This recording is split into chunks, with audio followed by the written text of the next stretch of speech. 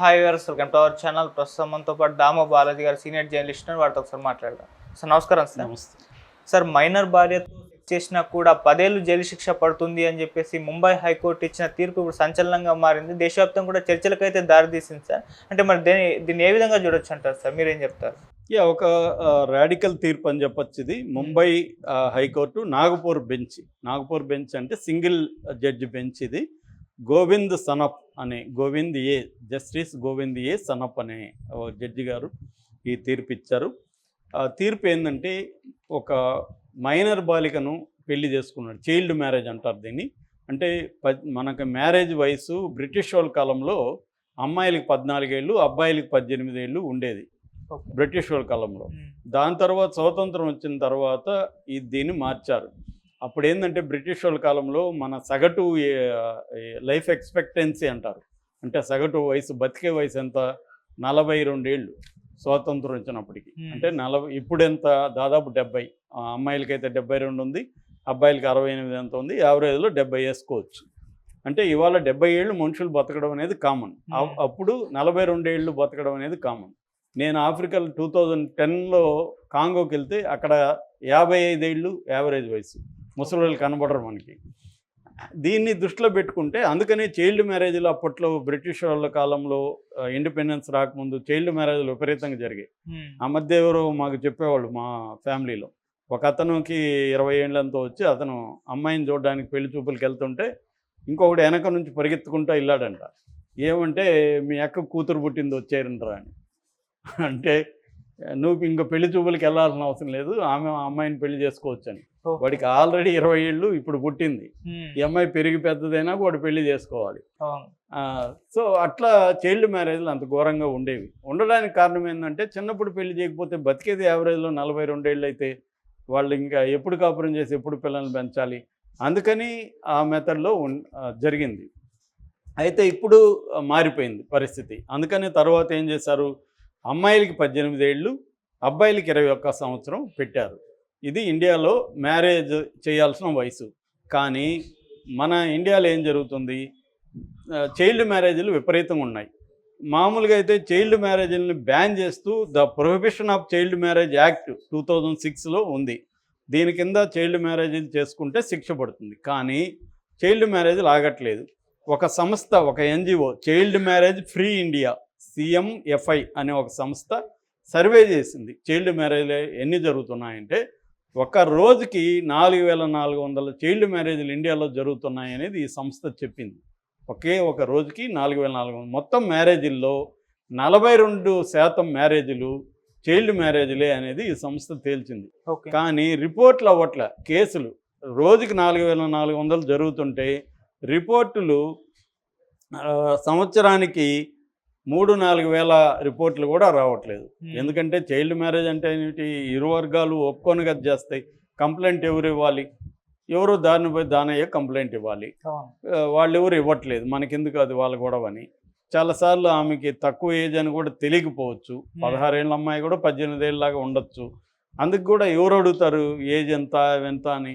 కాబట్టి నడిచిపోతూ ఉన్నాయి. కానీ చైల్డ్ మ్యారేజ్ చేయడం వల్ల అనేక ఇబ్బందులు ఉన్నాయి అనేది మనకి రూల్ పెట్టడం వెనక ఏంటంటే, ఫుల్గా గ్రో కాకుండా వాళ్ళకి, ఆ అమ్మాయికి కంప్లీట్ 16, 14, 15 ఏళ్ళకి పెళ్ళిళ్ళు చేసేస్తే అమ్మాయిలకి పరిపక్వత ఉండదు, మెచ్యూరిటీ ఉండదు. ఇమీడియట్గా బిడ్డని కనిచేస్తే ఇంకా వాళ్ళ లైఫ్ రూయిన్ అయిపోతుంది, గ్రోత్ ఉండదు. చిన్నప్పుడే వాళ్ళు ముసలిలాగా అయిపోయి మాట్లాడడం ఇట్లా మనం చూస్తుంటాం. సో దీనికోసం బ్యాన్ చేశారు. అట్లాగే యూనిసెఫ్ అంటే United nations international child relief fund అనే ఒక ఆర్గనైజేషన్ ఉంది. ఈ సంస్థ కూడా ఇండియాలో చైల్డ్ మ్యారేజెస్ 27% పెరిగింది అని కూడా ఈ మధ్య రిపోర్ట్ ఇచ్చింది. ఓవరాల్గా చైల్డ్ మ్యారేజెస్ అనేవి విపరీతంగా పెరుగుతున్నాయి. సో దీంతో ఇప్పుడు ఒక కొత్త కేసు, మామూలుగా అయితే చైల్డ్ మ్యారేజ్ జరిగితే ఇందాక నేను చెప్పినట్టుగా prohibition of child marriage act కింద అది నేరం. కానీ కొత్త నేరం కూడా ఉంది ఇక్కడ. ఆ కొత్త నేరం ఏంటి, ఇప్పుడు ఒక 14-15 ఏళ్ళ అమ్మాయిని ఒక 21-22 ఏళ్ళ అబ్బాయి పెళ్లి చేసుకొని సంసారం చేస్తే ఆ అబ్బాయి లెక్క. ఆ అబ్బాయికి 10 ఏళ్ళు మినిమం జైలు శిక్ష పడుతుంది. ఇది జరిగింది అనమాట. ఒక అమ్మాయి నన్ను చైల్డ్ మ్యారేజ్ చేసుకున్నాడు ఇతను, ఆ, నన్ను అని కేసు వేసింది సెషన్స్ కోర్టులో. సెషన్స్ కోర్టు పరిశీలించి ఆ అబ్బాయికి 10 ఏళ్ళు జైలు శిక్ష వేసింది. ఆ కేసు ఇప్పుడు నాగపూర్ బెంచ్కి వెళ్ళింది. నాగపూర్ బెంచి నేను ఇందాక చెప్పిన గోవింద్ ఏ సనఫ్ అనే జడ్జి గారు సెషన్స్ కోర్టు ఇచ్చిన తీర్పుని అమలు చేయాలి, ఇతను చేసినట్టుగా పరిగణించాలి అని చెప్పింది. అతని వైపున అడ్వకేట్లు ఏం చెప్పారంటే అబ్బాయి పక్కన, సార్ మ్యారేజ్ అయింది సార్, భార్యతో ఆమె ఒప్పుకుంటేనే కదా ఇతను చేశాడు, సో ఇద్దరు ఒప్పుకున్నారు, కాన్సెన్సువల్ అంటారు దీన్ని, కాన్సెన్సువల్ మీరు శిక్ష వేస్తారా అని వీళ్ళు ప్రశ్నించారు. అప్పుడు కోర్టు ఏం చెప్పిందంటే, బాబు మ్యారేజ్ వయసు లేకుండా మైనర్ అమ్మాయిని పెళ్లి చేసుకొని కాన్సెన్స్ ఉన్నా కూడా చేసినట్టే, కాబట్టి ఇతను రేప్ చేశాడు అని కోర్టు చెప్పింది. సో ఇదే మొన్న మనం జానీ మాస్టర్ కేసులో కూడా ఒప్పుకున్నాం. ఎప్పుడైతే మైనర్గా ఉన్నప్పుడు చేస్తే అది పోక్సో కేసు చట్టం కిందకి వెళ్ళిపోతుంది. Protection of children from sexual offences అనే యాక్ట్ 2012లో వచ్చింది. 2019లో దీంట్లో ఒక సవరణ తెచ్చారు. ఆ సవరణ ఏంటంటే దీంట్లో మరణశిక్ష కూడా వేయచ్చు పోక్సో కింద. మినిమం 10 ఏళ్ళు, మ్యాక్సిమం లైఫ్, ఎక్స్ట్రా ఆర్డినరీ కేసెస్లో, అసాధారణమైన కేసెస్లో మరణశిక్ష కూడా వేయచ్చని 2019లో సవరణ చట్టం కూడా వచ్చింది. సో అందుకనే ఇప్పుడు జానీ మాస్టర్ మీద పోక్సో ఎందుకు పెట్టారు, ఆ అమ్మాయి ఇష్టంతోనే కలిసినట్టుగా మనకు అర్థమవుతుంది కదా. కానీ ఇష్టంతో కలిసినా కూడా ఆ అమ్మాయి మైనర్ అయితే ఇతను. సో ఇప్పుడు చైల్డ్ మ్యారేజ్లు అలాగా చూసుకుంటే మనం రోజుకి 4400 మంది చేస్తున్నట్టు లెక్క. ఇవి కేసులు కాలేదు కాబట్టి సరిపోయింది, కానీ కేసులు అయితే వీళ్ళందరూ కూడా 4004 మంది పర్ డేకి కేసులు ఉన్నట్టుగా లెక్క ఈ చట్టం ప్రకారం. అంటే చట్టం వేరు, ఆచరణ వేరుగా మన సమాజంలో ఉంటాయి. చట్టాలని చాలాసార్లు పట్టించుకోరు, కానీ చట్టాల మీద అండర్స్టాండింగ్ లేకపోతే ఇట్లాంటి కేసుల్లో ఇరుక్కోవాల్సి వస్తుంది. అయితే బాంబే ఈ కోర్టుకు వచ్చిన కేసు కొంత విచిత్రమైన కేసు. ఈ కేసు ఏంటంటే, ఒక 24 ఏళ్ళ అబ్బాయి ఉన్నాడు, అతని ఇంటి పక్కన ఒక 16 ఏళ్ళ అమ్మాయి ఉంది. ఇతను మెల్లగా అమ్మాయిని లైన్లో పెట్టడం మొదలుపెట్టాడు. ఈ లోపల అమ్మాయికి జాబ్ వచ్చింది వేరే టౌన్లో. మనవాడు కూడా అక్కడికి షిఫ్ట్ అయ్యాడు.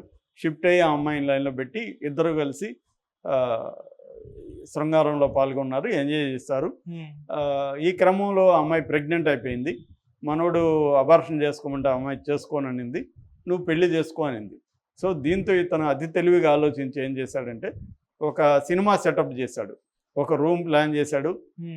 ఆ రూమ్లో పెళ్లి పెద్దన ఒకరిని ప్లాన్ చేశాడు. కొంతమంది బంధువుల్ని వాళ్ళని ఆర్గనైజ్ చేశాడు. చేసి పెళ్లి చేసుకున్నట్టుగా డ్రామా ఆడి పెళ్లి చేసుకున్నాడు. ఓకే, ఇది వీడు అతి తెలివితో చేసిన వ్యవహారం.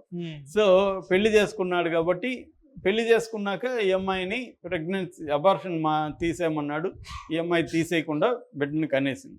కనేసినాక వీడు అసలు స్వరూపం బయటకు వచ్చింది. ఈ బిడ్డతో నాకు సంబంధం లేదు, నీకు వేరే వాళ్ళతో కూడా అఫైర్ ఉంది, వేరే వాళ్ళతో ఇబ్బంది కనుక్కున్నామని చెప్పడం మొదలుపెట్టాడు. దాంతో అమ్మాయికి దిక్కుదోచక అమ్మాయి పోలీస్ స్టేషన్లో కేసు పెట్టింది.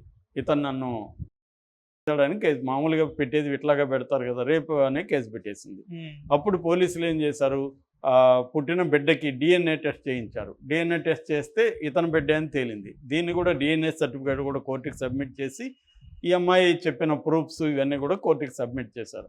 కింది కోర్టు ఏం చేసింది, ఇవన్నీ పరిశీలించి ఇతను ఒక మైనర్ బాలికను మాయమాటలు చెప్పాడా, ఇంకోటి చెప్పాడా సంబంధం లేదు, ఆ అమ్మాయి ఒప్పుకుంటే కూడా సంబంధం లేదు. మైనర్ బాలికతో శృంగారం చేస్తే ఇతను నేరస్తుడే అని పోక్సో చట్టంలో ఉంది కాబట్టి చట్టాన్ని అమలు చేయమని కోర్టు చెప్పింది. ఇతను 10 ఏళ్ళు జైలు శిక్ష వేసింది. దీని మీద ఇతను హైకోర్టుకి అప్పీల్కి వెళ్ళాడు. ఈ కోర్టు తీర్పు తప్పు, మేమిద్దరం భార్యాభర్తలం, భార్యాభర్త ఉంటే తప్పేముంది, ఇంక పెళ్లి చేసుకుని దేనికి, కాపురం చేయడానికి కదా, అదే పని నేను చేశాను, అమ్మాయి కూడా ఒప్పుకుంటేనే కదా జరిగింది, ఇన్ని 4 ఏళ్ల తర్వాత అమ్మాయి ఎలాగా పెడుతుంది, అప్పుడే ఒకవేళ అప్పుడే పెట్టి ఉండాలి కదా అని ఒక లాజిక్తో ఇతను కోర్టులో ఆర్గ్యూ చేశాడు. అప్పుడు కోర్టు ఏమనింది, బాబు పోక్సో చట్టం ఒకటి ఉంది, ఆ చట్టంలో 18 ఏళ్ల నిండని అమ్మాయితో అయినా అబ్బాయితో అయినా, ఇది జెండర్ న్యూట్రల్ చట్టం అంటారు. ఒక అబ్బాయి అయినా 18 ఏళ్ళ లోపల, ఈ అమ్మాయి 19 ఏళ్ళ అమ్మాయి పెళ్లి చేసుకున్నా కూడా ఇదే చట్టం వర్తిస్తుంది. అప్పుడు అమ్మాయి మీద పెడతారు. సో అలాగా ఈ చట్టం ప్రకారం ఆ అమ్మాయి ఒప్పుకున్నా కూడా నువ్వు రేపిస్టువే అని చెప్పి హైకోర్టు కేసెస్ దీని మీద శిక్ష చేసింది. ఇది ఎందుకు ఇంపార్టెంట్ అంటే నేను ఇందాక చెప్పినట్టుగా రోజుకి 4400 చైల్డ్ మ్యారేజ్లు ఇండియాలో జరుగుతున్నాయి కాబట్టి అబ్బాయిలు హుషారుగా ఉండాలి, అబ్బాయిల తల్లిదండ్రులు హుషారుగా ఉండాలి, ఆ అమ్మాయి డేట్ ఆఫ్ బర్త్ ఇవన్నీ చూసుకొని పెళ్లి చేసుకోవాలి తప్ప ఎక్కడికో సంబంధం వెళ్ళిపోతుందనో, ఆస్తి కలిసి వస్తుందనో, అమెరికాకి వెళ్ళిపోవచ్చనో, ఇంకోటనో చేస్తే ఈ కేసులు ఇరుక్కుంటే 10 ఏళ్ళు జైల్లో ఉండాల్సిన పరిస్థితి అయితే ఏర్పడుతుంది. ఓకే. అందుకని జాగ్రత్తగా ఉండడం అవసరం. సంబంధాలు పెట్టుకునేటప్పుడు కూడా అమ్మాయి వయసు చూసి సంబంధం పెట్టుకోకపోతే అమ్మాయి ఒప్పుకునింది కదా సార్ అంటే కుదరదు. ఇక్కడ చాలాసార్లు నేను అనేకసార్లు చెప్పాను, కొన్నిసార్లు అమ్మాయిలే అబ్బాయిలు రెచ్చగొడుతున్నారు. చిన్నమ్మాయిలు 16-17 ఏళ్ళ అమ్మాయిలు అబ్బాయిని లైన్లో పెడుతుంటే మనోడు కూడా అమ్మాయి ఏదో అడుగుతుంది కదా అని మనోడు ముందుకెళ్తాడు. తీరా గొడవ అయినాక వాళ్ళ ఇంట్లో తెలిస్తే కేసు పెట్టేస్తున్నారు, అబ్బాయిలు జైలుకి వెళ్తున్నారు. అందుకని చాలా హైకోర్టులు ఈ సెక్స్ తగ్గించండి రా బాబు అని సెంట్రల్ గవర్నమెంట్ని అడుక్కుంటున్నాయి. హైకోర్టు జడ్జిలే ఏమడుగుతున్నారు, అమ్మాయి రెచ్చగొట్టింది వీడిని, అమ్మాయి ముగ్గులకు దించింది, మనోడు ఏదో పోయాడు, ఇప్పుడు ఇతను నేరస్తుడు, ఆమె విక్టిమ్ అయిపోయింది, అందుకని ఏజ్ తగ్గించండి 16 ఏళ్ళు చేయండి అని హైకోర్టు అడుగుతుంది. కానీ మోడీ ప్రభుత్వం ఒప్పుకోవట్లేదు. దీనివల్ల తెలిసి తెలియక అబ్బాయిలు వాళ్ళ జీవితాన్ని నాశనం చేసుకునే పరిస్థితి ఏర్పడుతుంది. అందుకని అబ్బాయిలంతా కూడా జాగ్రత్తగా ఉండాలి. మీరు ఒక అమ్మాయి నిన్న రెచ్చగొట్టినా కూడా అమ్మాయి వయసు అవన్నీ చూసుకొని